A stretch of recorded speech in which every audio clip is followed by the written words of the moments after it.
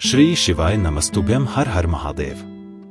दोस्तों, आप सभी लोग जानते हैं कि 17 जुलाई 2024 को देवशयनी एकादशी पड़ रही है, जिसका बहुत ही बड़ा और विशेष महत्व होता है और ये पूरे साल में सिर्फ एक ही बार आती है। दोस्तों, आषाढ़ शुक्ल पक्ष की एकादशी को देवशयनी एकादशी कहते हैं। देवशयनी एकादशी के दिन से भगवान विष्णु का शयनकाल शुरू हो जाता है, इसलिए इसे देवशयनी मतलब देवों के सोने वाली एकादशी कहते हैं। देवशयनी एकादशी के 4 महीने बाद भगवान विष्णु देव उठनी या प्रबोधनी एकादशी के दिन जागते हैं और उसके बाद से मांगलिक कार्य शुरू होते हैं। देवशयनी एकादशी प्रसिद्ध जगन्नाथ जी की रथ यात्रा के तुरंत बाद आती है और अंग्रेजी कैलेंडर के अनुसार जुलाई के महीने में होती है। देवशयनी एकादशी को पदा एकादशी, आषाढ़ी एकादशी, हरिशयनी एकादशी, शयनी एकादशी आदि नामों से जाना जाता है। कहते हैं इन 4 महीनों में भगवान विष्णु के पाताल लोक में चले जाने से देवताओं की शक्ति कम हो जाती है और दैत्यों की ताकत बढ़ जाती है।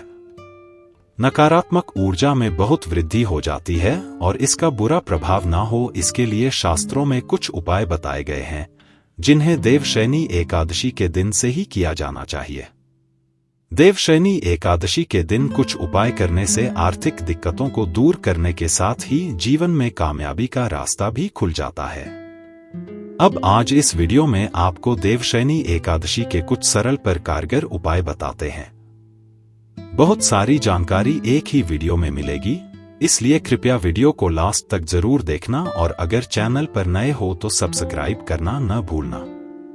दोस्तों, यह उपाय पंडित जी ने अपनी अभी की ही शिव महापुराण की कथा में बताया है, जिस उपाय को आज हम आपको बहुत अच्छे से समझाने वाले हैं। इस वीडियो को देखने के बाद इस उपाय को समझने के लिए आपको किसी और वीडियो को देखने की जरूरत नहीं पड़ेगी।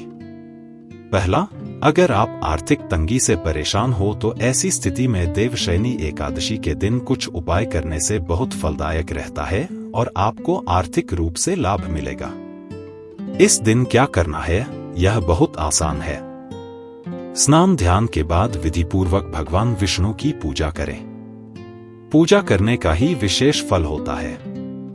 उसके बाद उन्हें केले और मिठाई का भोग लगाएं। पीली मखाने की खीर का भोग सबसे अच्छा रहता है, खुद से अपने घर में ही बनाएं। पूजा के बाद भगवान विष्णु और माता लक्ष्मी के श्री चरणों में सुख शांति की प्राप्ति की कामना करें। ऐसा करने से आर्थिक तंगी से मुक्ति मिलती है। इसके बाद सूर्य नारायण भगवान को जल जरूर अर्पित करें। तुलसी और पीपल की पूजा करें। दूसरा, अगर आप बिजनेस में वृद्धि चाहते हैं और आपका बिजनेस अच्छा नहीं चल रहा है तो इसके लिए एक छोटा सा काम करें। देवशयनी एकादशी के दिन सुबह नहाने के बाद सूर्य देव को जल अर्पित करें। इसके बाद पूजा करें और भगवान विष्णु के सामने एक चांदी का सिक्का रखें। अगर चांदी का सिक्का न हो तो नॉर्मल 1 रुपए का सिक्का भी रख सकते हैं। भगवान के सामने रात भर उस सिक्के को ऐसे ही रहने दें। अगले दिन सुबह यह सिक्का उठाकर लाल कपड़े में बांधकर अपने धन रखने के स्थान पर रख दें। जब आप सिक्का उठाएं, उस समय भगवान से प्रार्थना करें और कहें, हे प्रभु, हे दीनदयाल, हे कृपालु, ऐसी कृपा करें कि व्यापार में वृद्धि हो जाए। माना जाता है कि ऐसा करने से बिजनेस में अपार सफलता मिलती है। इस उपाय को करने से मां लक्ष्मी प्रसन्न होती हैं और आपके घर में धन धान्य की कभी कमी नहीं रहती। तीसरा, अगर आप लक्ष्मी नारायण की कृपा दृष्टि पाना चाहते हैं, उनका प्रेम पाना चाहते हैं, भक्ति पाना चाहते हैं, तो देवशयनी एकादशी के दिन शाम को आरती करने के बाद घर की उत्तर दिशा में एक दीपक प्रज्वलित करें। इस समय जगत के पालनहार से सुख, शांति और समृद्धि की कामना करें। इस उपाय को करने से जीवन में कभी धन की कमी नहीं होती। इसके साथ ही आकाश में पितरों के निमित्त भी दीपदान जरूर करें और देसी घी का ही दीपदान करें। चौथा, सनातन धर्म में बताया गया है कि पीपल के पेड़ में भगवान विष्णु का निवास स्थान है और वे मां लक्ष्मी के साथ उसमें वास करते हैं। इसलिए देवशयनी एकादशी पर पीपल के पेड़ का पूजन जरूर करें। सुबह और शाम दोनों समय दीपक जलाकर आरती करें और उसकी परिक्रमा करें। इससे सभी देवी देवताओं के साथ पितरों का भी आशीर्वाद मिल जाता है। बस याद रखें कि कभी भी किसी एकादशी पर रविवार नहीं होना चाहिए, उस दिन ऐसा न करें। अगर हम पीपल की पूजा सुबह और शाम दोनों समय करेंगे, दीप प्रज्वलित करेंगे और परिक्रमा करेंगे, तो ऐसा करने से भगवान विष्णु के साथ माता लक्ष्मी की कृपा मिलती है और घर की दरिद्रता दूर हो जाती है। 5वां, जगत के पालनहार भगवान विष्णु को शंख बहुत प्रिय है। इसलिए देवशयनी एकादशी पर दक्षिणावर्ती शंख में जल भरकर भगवान विष्णु का अभिषेक करें। अगर सुविधा हो तो शुद्ध गाय के दूध से भी अभिषेक किया जा सकता है। इस उपाय को करने से भगवान विष्णु का आशीर्वाद और भक्ति मिलती है। देवशयनी एकादशी के दिन भगवान श्री हरि विष्णु का केसर वाले दूध से अभिषेक करना बहुत फलकारी होता है। ऐसा करने से आपके करियर और जीवन में आ रही मुश्किलें दूर हो जाती हैं और आपको अपना टैलेंट दिखाने का मौका मिल जाता है।